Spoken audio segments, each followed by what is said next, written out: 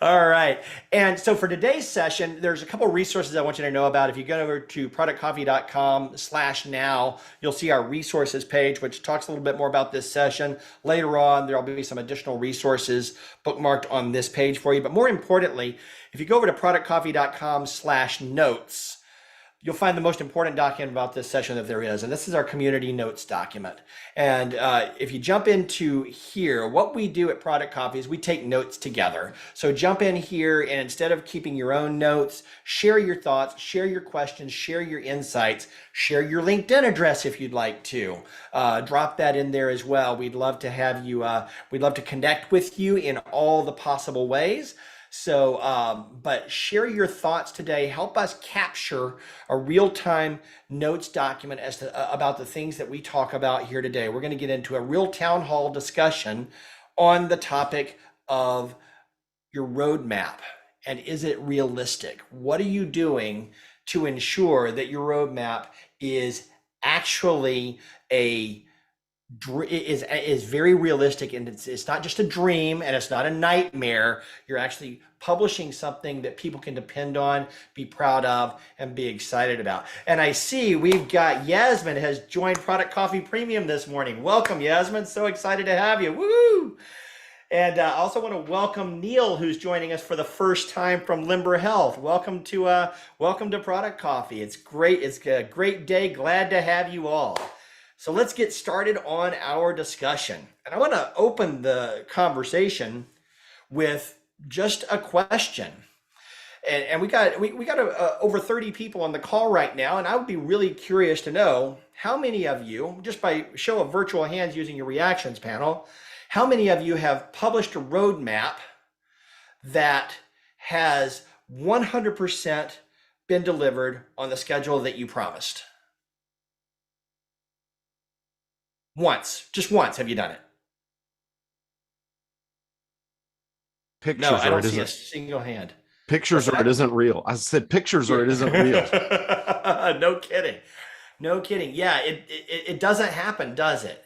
And there are a lot of reasons it doesn't happen, even when we do have a realistic roadmap that our entire team and our entire organization is bought in on. Things change. We learn things, and there's a reason for that. And actually, John Mansour, I want to actually turn to you because I think you've got a really good explanation of the value of a roadmap in the first place, and what the value that it represents and how it can be used. And I would love you to just kind of start by laying out your definition, your approach to what a roadmap ought to be. So I think, one of the things that it makes roadmaps more challenging based on how we do them now is most of them are a single layer, right? And I use a GPS analogy, right? We are executing, whatever's on the roadmap, running it through our agile process. And I would, to me, that's analogous to executing a set of turn-by-turn directions. I think what's missing from most roadmaps is the destination. Like, where are we ultimately trying to get to? And here's the tough part, right? We are, really good and everyone's working hard to perfect agile, but I think the vision and strategy layer of your roadmap, that has to be, and I hate to use the W word, but that has to be a little bit more waterfall, right? You got to look out 6 months to a year to figure out exactly where we're trying to help our customers get to, why it's valuable to them, and why they can't get there. And then obviously the part is how, if we help our customers get to that point, what's the value in it for our company, right? So I think that that's a big part that's missing. And I think without that, our roadmaps are highly subject to change.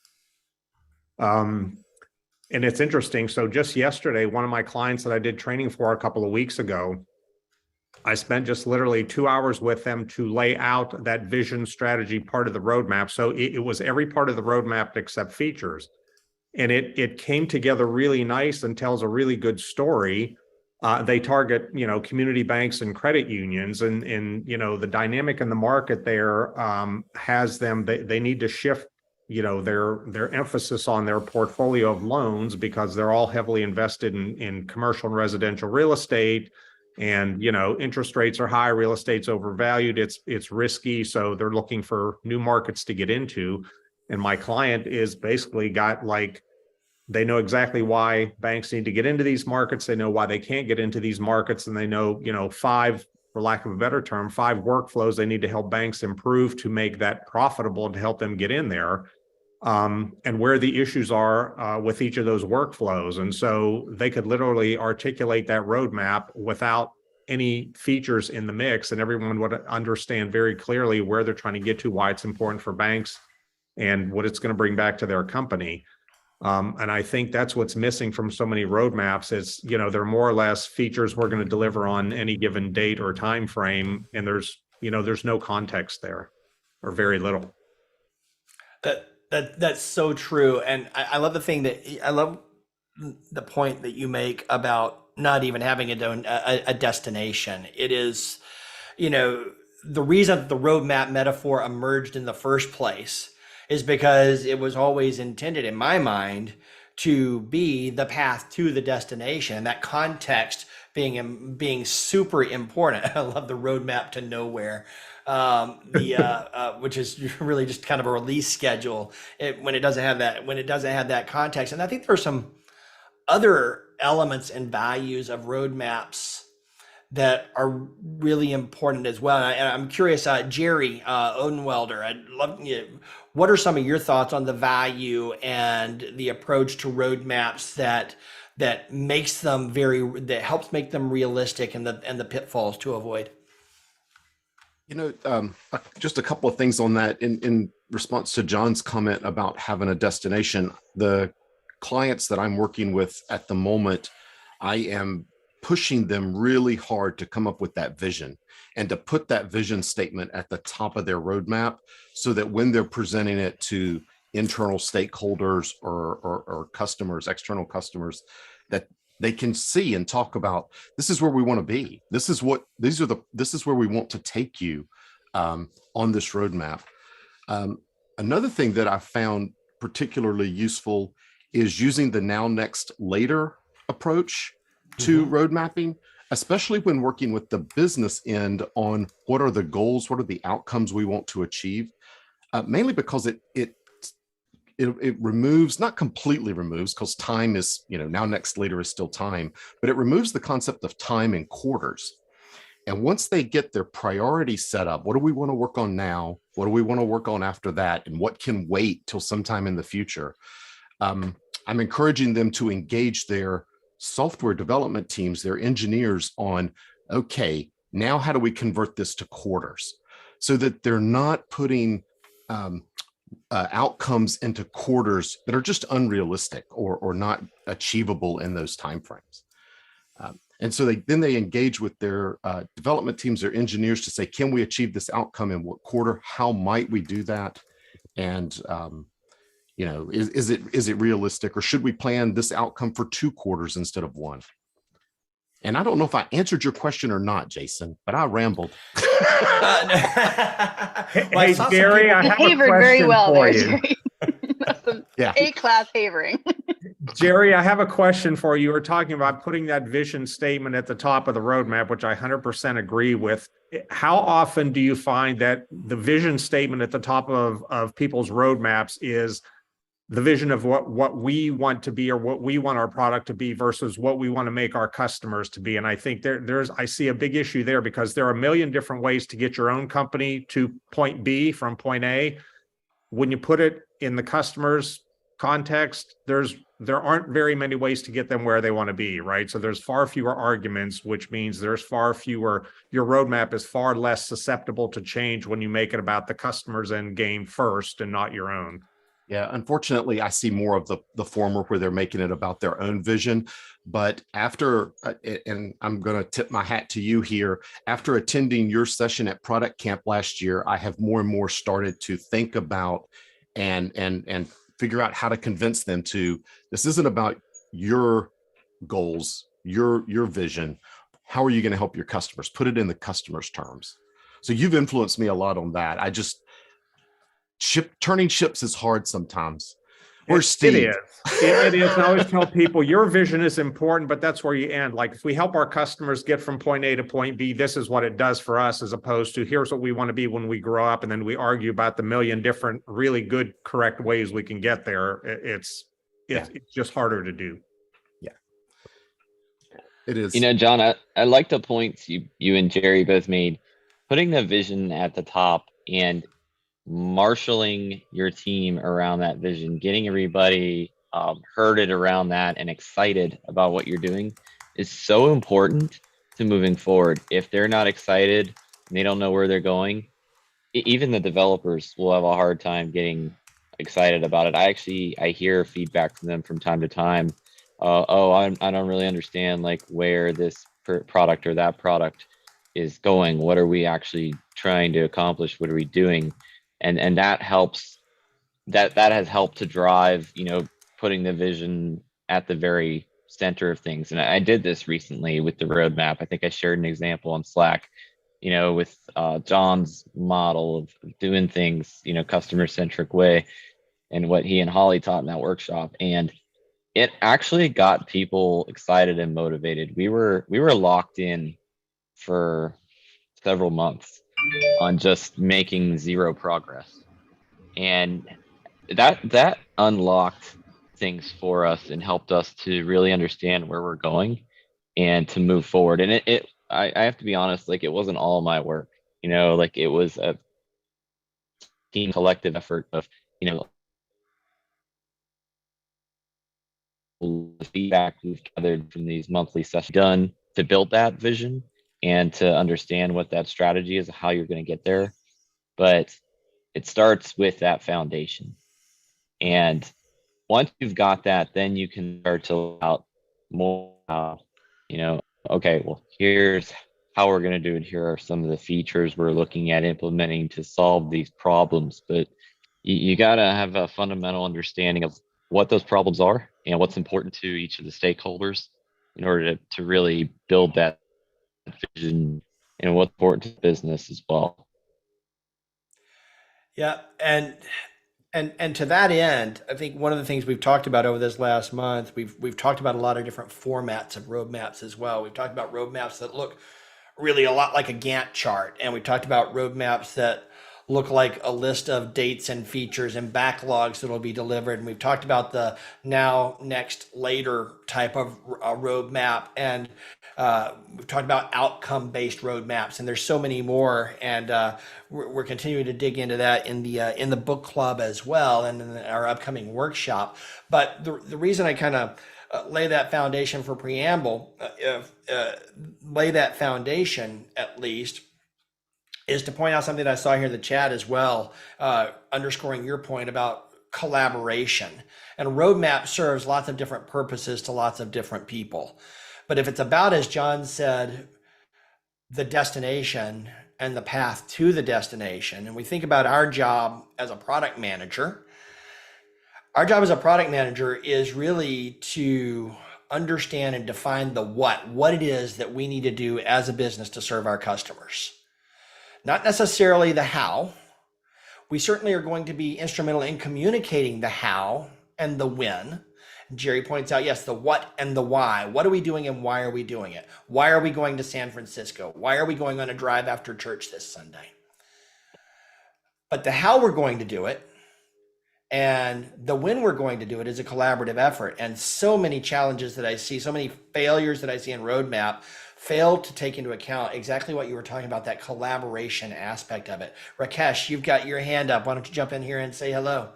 Welcome. Yeah, good morning all. So I really like the idea of putting the vision at the top of the roadmap because, as you know, a lot of people like to interject on the roadmap, right, and disturb it. And it keeps everyone centered to the vision and the mission that you're going for. And you can only add something to it if it's adding value to that mission. A lot of people are always trying to throw things in that don't necessarily get you to that purpose. And so that's a constant reminder of the reason why you have that on the top to say, hey, does it bring value to what we're trying to do right now for this period of time? And I think it's really important to make sure that it gets centered so everyone's kind of like, oh yeah, it doesn't. Well, then you know what to do with it. Put it in the backlog. So that's a great call out and a great point, kind of amplifying that idea. And Jerry and others, it occurs to me as you're saying that, if a roadmap is about a path to a destination or a route to a destination, are we limited to one roadmap necessarily, or do we potentially have roadmaps for different destinations that we may be traveling to that may be intertwined? Does that make our job easier? Does it make our job smaller? Because then it certainly becomes more of a story of, okay, yeah, well, we're going to San Francisco this week. We're not going to Alberta until next week. So we'll look at that. Here's the roadmap to Alberta, but that's not the one we're working on right now. Go ahead, I thought Jerry. you were going to say Jerry, Albuquerque, and I got really excited. Sorry. Sorry, should have taken that right turn. Yeah. But John jumped in here into the chat as well. Glad you could join us. Without assuming vision, you just become Congress, tacking on unrelated pet projects that have nothing to do with the key outcome for customers. Brilliant, John. Love it. Absolutely. Who else we got? Hey, Allison, jump in. Hey, good morning. So I don't know if I'm defending the now, next, later format, but I can tell you, having recently having to stand one up with a new team has been really interesting, and getting I call it word diets. If you've been in book club, you've heard me talk about it, but right, what are the words we need to use, and or does everybody understand the value of this word, and getting really clear on those business objectives, the outcomes, the name of your project or theme. And really being able to understand, because what I think and what you think are going to be different things, even if we think we know where we're going or how we're going to get there. So I think that's been really helpful. I had an example this week where we are getting ready to prioritize our next. We're working in month segments because it's a fairly new product. And I had an answer from the stakeholder in 5 minutes, because I was like, hey, which one? And they're able to look at it. It's not 2 meetings and 3 side meetings. Which I know can be sometimes the labor of our work, but able to get a quick answer because we can see on the roadmap which way do we go? There's a sign, which way do you want to go? Absolutely. Great call out. And I love the notes that are getting dropped in here in the notes document, catching some of these comments, and feel free to drop your questions in here as well. I also want to give a quick shout out. Yasmin just a moment ago, as well as Carlo, who has just jumped into Product Coffee Premium. Glad to have you there as well, everybody. Thanks for joining us. So let's switch over to Jerry. I was just going to make a comment on Allison's statement about what was not word, what word, what? Word dieting. Word dieting, yeah. We could all diet, but let's diet with words. That's easier, right? Diet with words, because if you're going to put your vision at the top, it can't be a paragraph, right? Your vision needs to fit there so people see the vision and the roadmap together. So you kind of have to have that word diet to take something that might be 2 or 3 sentences down to a short enough statement to fit across the slide, maybe 1 or 2 lines. So that made me think of that when you said word diet, Allison. I'm just dropping a note in here. Put your vision on a word reduction plan. Edie, what do you got? What do you have for us? Good morning. Welcome to Product Coffee, Edie. Hi. Good morning, everybody. Now, I have a question for you all, because, from the organizational perspective, there's mission, vision, values, and things like that. And when you work for a very large organization, it's very different than working from a smaller organization with about like 500 people. And the vision is really based on whatever the head totem pole that your group is reporting into a lot of times. And it's a component of the larger company vision. So when you look at it, there's vision like, hey, let's just say Capital One, for example. And they had a big mission to get into the cloud and things like that, where everybody else were trying to get into the cloud, whatever it is, your data cloud or getting your information and how the dream of share services, once all your data is in the cloud, then every application gets to use it. Everybody gets to thrive in this ecosystem. But there's really a disconnect from a roadmap perspective. You may have really good, clear vision, like this is our big aha, this is how we're going to do this. This is how, in the field of dreams, if we build it, applications are going to be in there, they're going to come. But there's a huge disconnect into how that goes into all the roadmaps and not just the product roadmap. I would say there's two sets of roadmap that needs to merge. There's a product roadmap and there's a technology roadmap. And if you're not aligning it into one, then nothing is really getting delivered based on priorities or based on time. So how have you all, handled that type of situation where there's a huge vision but lots of groups are trying to figure out how to fulfill this in their own individual roadmaps, but they're not really aligning sometimes. And that caused a lot of inconsistencies. And from the top down, and then by the time you get the bottom, all the teams are doing scatter things. Yeah, there's definitely a need, especially in those more complex organizations. There's definitely a need for some discipline and governance around making sure that everyone has the coaching and the support that they need to align product vision to enterprise vision. I used to do a pretty regular talk about the idea of mission versus vision, and a lot of companies would have a company mission statement, and so often they kind of got set off in the corner and gathered dust and cobwebs, and nobody even remembered what the mission was, and they were off doing a bunch of things.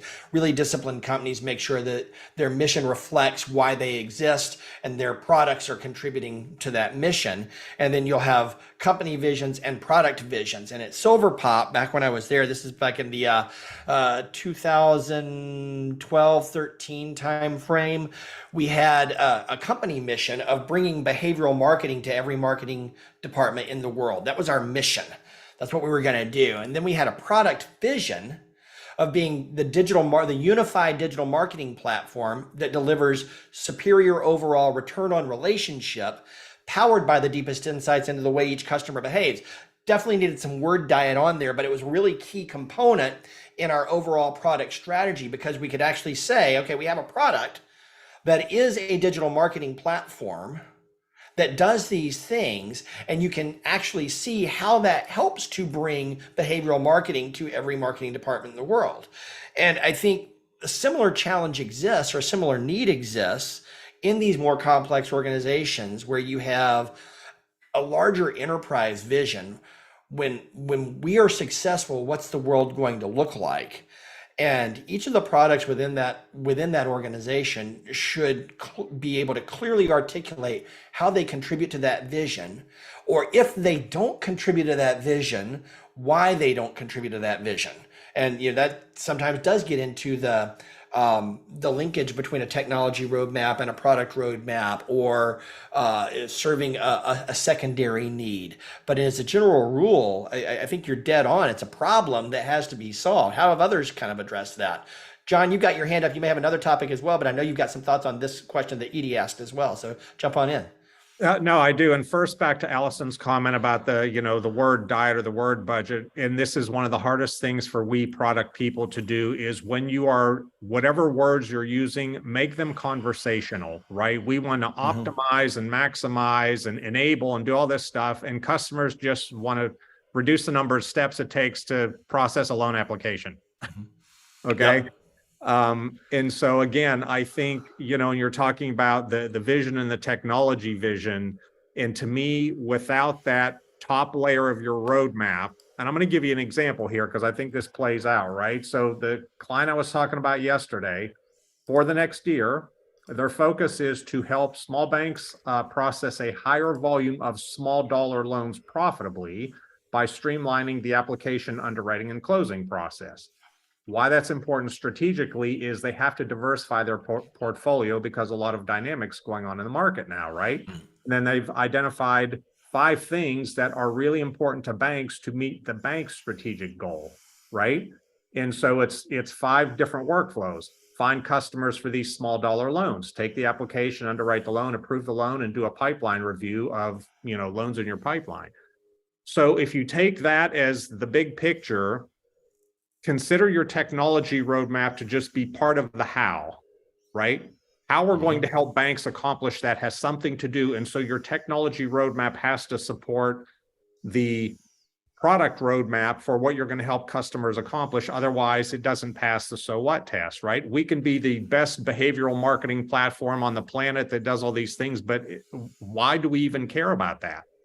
And if you don't have the customer, what the customers ultimately want from this behavioral marketing platform, there's 1,000 right answers to the question, and you get paralyzed. You're not going anywhere. Mm-hmm. Versus if you ask the customer, there's only really 1 or 2 right answers to that question. It's pretty simple.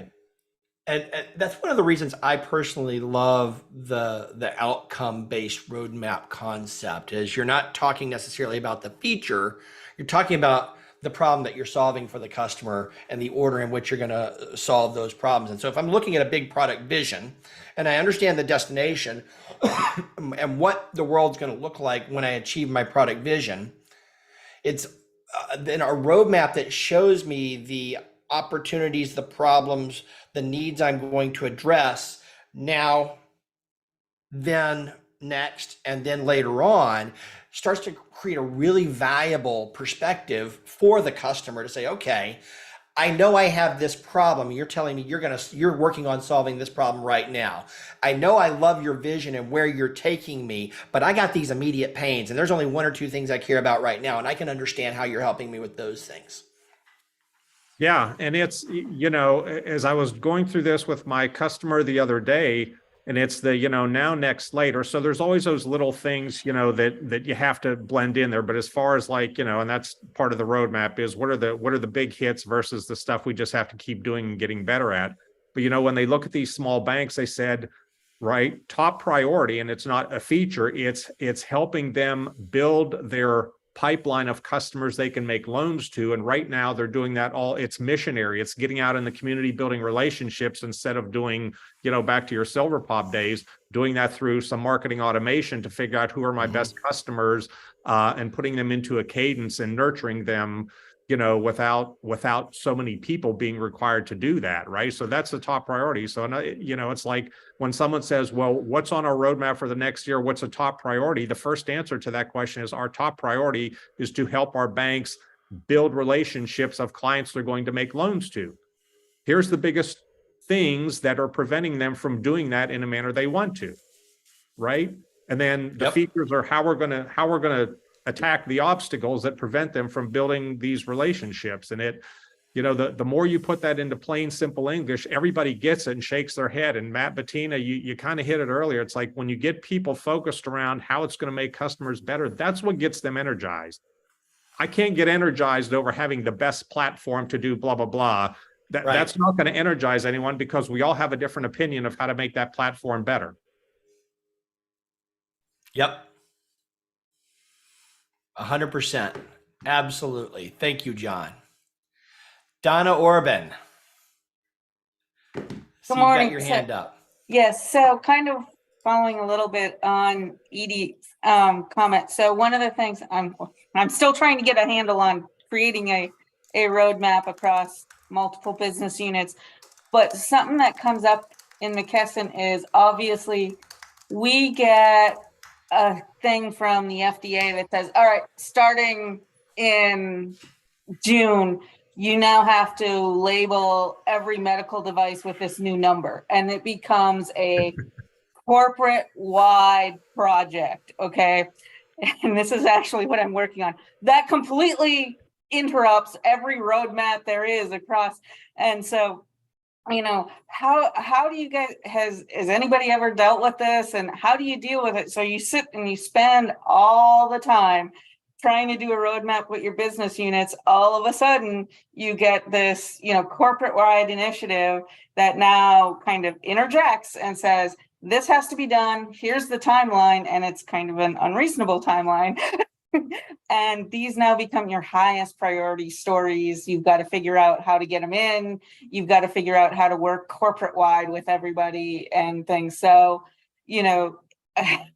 just curious, how do you deal with these interruptions in your roadmap? And, then what do you do? I would love to hear some commentary on that from a lot of people in here. And Randy, I'm going to come back around to you in just a moment, but I do want to kind of dig on this for just a second. Donna, one of the things I love Jerry's, evangelism of making sure that vision is kept front and center for everyone, so that they can understand when they're disrupting the path to that toward that vision. And having a good decision making and prioritization framework that everybody is signed off on is another key element to maintaining that consistency. Sometimes things absolutely do have to disrupt the roadmap. Legislative mandates, especially in the medical space, can be disruptive, and you have no choice but to react to those in the right way. But making sure that we have clear understanding of the rules around disrupting the roadmap, disrupting the plan, is key to that. Holly, what do you say? Yeah, I would just agree with what you were just saying, actually. Donna, I dealt with that a lot in my past, coming from the banking sector, building software for financial institutions, right? Every time Congress decides to do something, every time a notch rule change happens, which happens at least 2 to 4 times a year, fun fact, your entire roadmap can go out the window. So you have to figure, and the biggest thing there, right, is if you have a roadmap where you're building something that's delivering revenue to the company, but you have something regulatory that comes in that you just have to do, right? You just have to support. It's not a question, and it's not a moneymaker. That is the biggest thing, I think, in terms of the roadmap.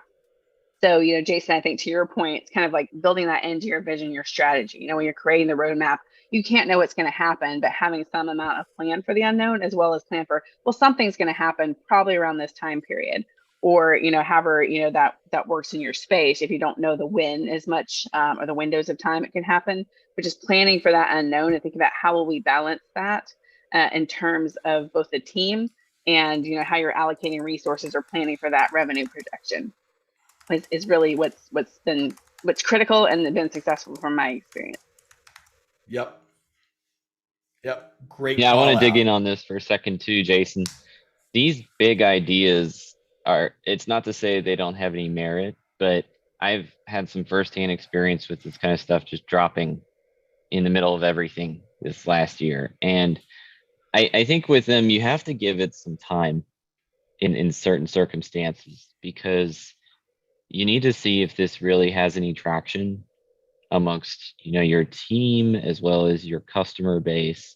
And I've seen a couple of cases, at least in the last 1 to 2 years, where somebody or we thought this was a great idea, and this is going to really take off, but 6 months later the whole thing collapsed, either due to a change in priorities or just because it's not something that customer wanted anymore, or that customer just fell off entirely. So yeah, I think it can connect back to some of those key executive goals. Like, is it going to bring any sort of revenue? What sort of potential does it have? Is it going to help us expand in this market? And also, is it even realistic? Is it a viable thing to be doing? Do we have the resources to accomplish this? There's a lot of factors that go into that equation that you have to evaluate. Absolutely.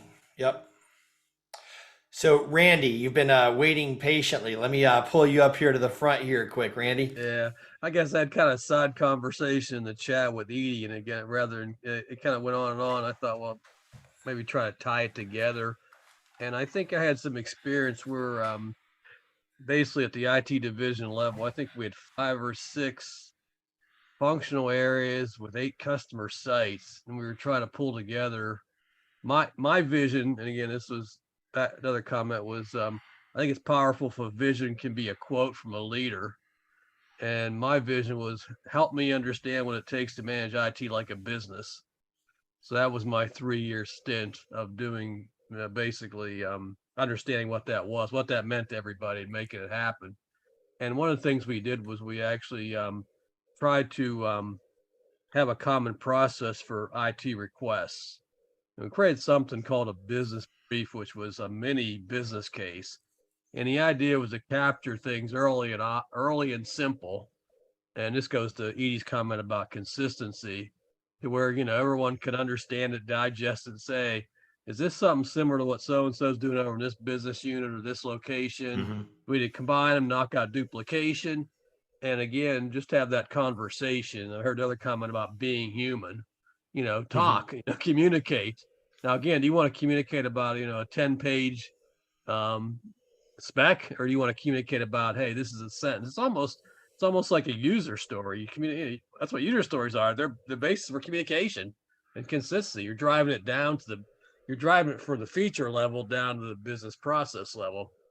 And again, it did have some other side benefits. We actually used those business briefs to create our yearly budget.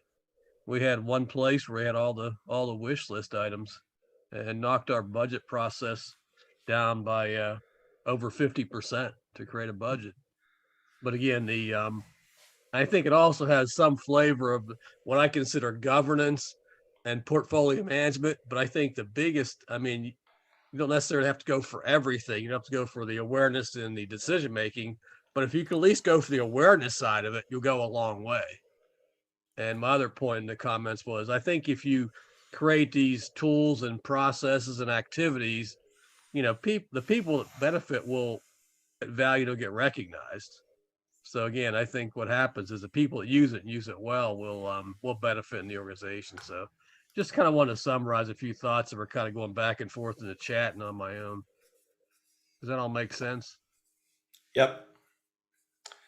It does. It does. I would love to. We're kind of running down on time, so I don't know if I want to go too deep into kind of tying the vision that you expressed there back to specific products, because I really like the business outcome that you were kind of addressing in that vision, and I'd like to go into that. And I think that's kind of one of the key takeaways here is you were working with a very clear vision of what you intended to accomplish with the work that you were doing, and that serves as alignment tool. Over in the notes, Ignacio from Argentina is asking, when working with developers, what are good roadmap formats or practices to help us get the team aligned? And I want to speak to that for just a moment. I'd love some additional thoughts on that. So often, I think one of the things that we see happen is developers ask a product manager to share the roadmap with them. Say, hey, can you show me the roadmap? What are we committing to? What are we trying to do? And anytime you have that question coming from a development team, I think that's a sign that something is wrong, because your development team should absolutely be part of the roadmap process. I worked with a VP of development a few years back, and he was absolutely right. He would rail against a roadmap that did not have development sign off, even if it was an outcome based roadmap, to understand what are we working on now and what are we working on next and what are we working on later in problem sense.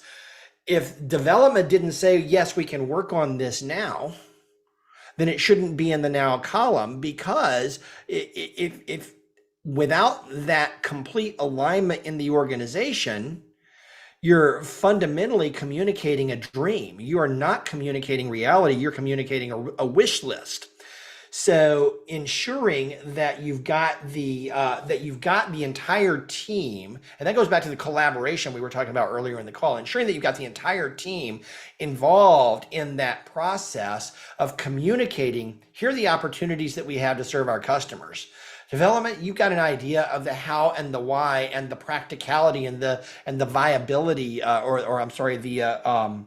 the reality of delivering on these solutions. Even if we're working on something now, is it something that we're going to work on for a year? Is there a way that we can solve one of these opportunities in the immediate term so that we can communicate more accurately?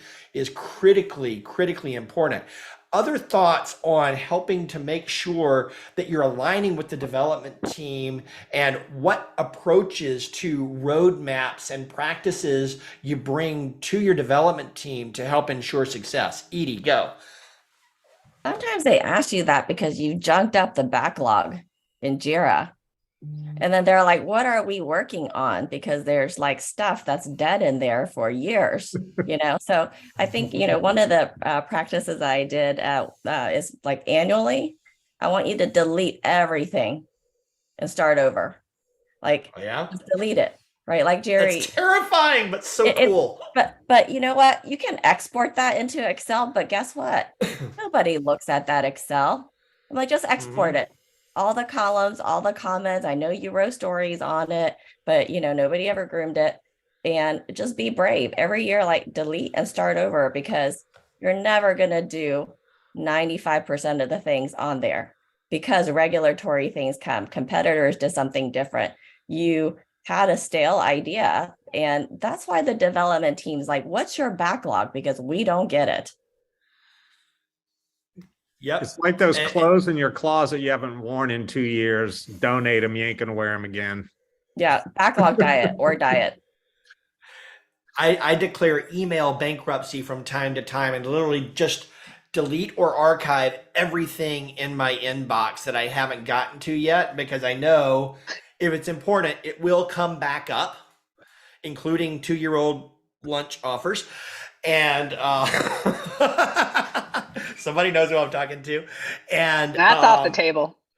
Yeah. And important things will resurface, but it's still scary when you do that. Allison, what do you have? We don't actually. So, right, I'm a consultant, so my experience is slightly different than folks that sit within a team. I have seen a fair share of scary backlogs, and we don't actually create backlogs until we're ready to begin work on something. So bringing it just in time, very bold feeling, because, right, you don't have hundreds of things to sift through and sort for refinement, but, right, that's when the team is aligned and pointed in the right direction, working in the most valuable outcome to deliver for our customers. Whatever number of stories, items that need to be worked on is all that you need to be looking at. And then when the road clears, what's next? And then you're having a more meaningful conversation. Everybody's focused on it. We're not thinking about what's going to happen in 6 months. And what we think today is very different from what we think in 6 months, especially as we learn about what we're building. So scary, but really cool to see working intentionally with the work in hand and focused. Yep. It's a great call out. Jerry. Yeah, touching on the fear of deleting everything in your backlog. I worked with some folks who had that fear. They refused to delete. We just moved everything to a different project. And it was there if you needed it, but you could turn it off. So if you're afraid to delete it, again, just move it somewhere. Or if you're using Jira and the move is not difficult because of the way it's configured, spin up a new project and mark the old one as read only, hide it, whatever, so that folks don't have to look at it. But yeah, delete it. Edie, I'm with you. Just wipe it out. Yeah. Be brave. Be brave. That's roadmap management t-shirt right there. Get on the roadmap and be brave. Is ignoring it the same as deleting it? I know it's not the same, but is it like essentially the same? No. Why not? Yeah. Go ahead. I was going to say, yeah, go ahead, Edie. Yeah. Ignoring it is what we're doing already. So it's status quo. It's nothing new. And, but it's really just kind of focus when it comes down to it. Our job is help the organization focus on things that truly matter. And we have to constantly vet it. And we have to constantly show the organization that we are managing it. And I've had, even when I work for startups and things like that, I've had my VC come and said, I want you to print out every user story. I want to look at it. I was like, whoa, why? Because we are managing what we're trying to do. And it's a way to prove that you're being judicious and then your backlog is fresh. So external people are not minding your business because they don't know what you're working on, what your team's focused on, and your whys. I almost find myself wondering if it makes sense because most of these tools you can actually use a no code or low code automation solution with at this point. I almost wonder if it makes sense to just set up a routine to automatically archive and delete any backlog that is not in a certain state within X number of days or weeks or months since its creation. I really like where you're going there to just kind of like automatically keep it clean. But there's also some catharsis to the act of just hitting delete. I really like your thoughts there, Edie. And Anna, for me, the answer to that question is even things that you're ignoring occupy emotional and mental space and create distraction. So removing them from your field of view eliminates that distraction. I saw a hand go down. Sorry, I didn't get to you fast enough, but let's jump into Mike. Yeah, just to follow up on Anna's comment, and I'm curious, how do you balance that? So you said, I don't care, look at the backlog, I care about the roadmap. I like what you're saying. I'm just curious if you have an issue come to the forefront that is really impacting metrics or impacting the customer experience. How do you balance that? Is it foot on the gas for the roadmap and we'll tackle that issue that way? Or let's pause, figure out what's going on. Maybe this can be a 1 or 2 week quick fix that will decrease churn or increase conversion, so to speak. Just curious about how you would balance that, if you balance that, or maybe you're foot on the gas the whole way for the roadmap and you're not caring about the backlog. I think maybe the problem here is that I'm not managing the roadmap. I have people on my team that manage my roadmap, right? Like I have 18 product managers that report to me. So maybe that's why I don't care about the roadmap, because I'm not the one that has to deal with it or use it. So I care about the backlog. I'm not the one that has to care about the backlog because I'm not the one managing it, right? Like my product managers are. So I think the focus point that both Edie and Jason met is a good point, because I don't focus on it, but that's because it's not my responsibility. But maybe I need to give my people some more focus and have them delete it. So I think it's hard for me to answer your question, Mike, because I'm not the one managing those things that come in. And I guess I was speaking more from like a leadership level of like, I just don't, like as a leader, I don't worry about the backlog. My product managers probably do. No, that's super valid. Just curious to get your thoughts on that. Thank you for explaining. Yep, that's a great clarification and good point. And so I want to thank everybody. We are down to it is 8:57 in the AM here in Atlanta, Georgia. And I am this conversation has been so much fun and so good. And I think there's a lot of really good takeaways here, both in the chat and in the notes. And we'll be dropping the chat into that notes document as well. Make sure that you have starred that, saved it in your own Google Drive, save the link to it. You can go to productcoffee.com/now for the rest, or /notes for the rest of the day, and you can still get to that and save it and save a copy of it. And it will, Rest of the week. Also really till next Monday. That's true, Holly. It'll be really there until next Monday.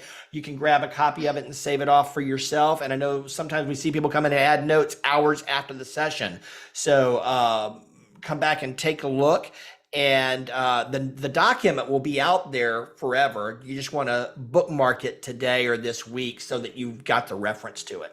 And we'll be back next week, as we said, with our session on, Holly, the career ladder, right? Managing your way up the career ladder. And that's going to be our whole series for the month of May. We're working on a really exciting workshop for that. Looking forward to announcing that soon as well. Manesh, you've got your hand up. You want to close us out, my friend?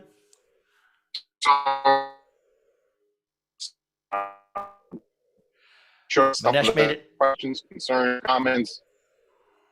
Can you hear me? We're getting you now. You're coming in from space. Hey, again. can you hear me now? Now we got you. Yes. Space. Oh. A lot of good comments, concerns. I'm sure there's further discussions that need to be had about this. Just wanted to remind everybody. Uh-oh.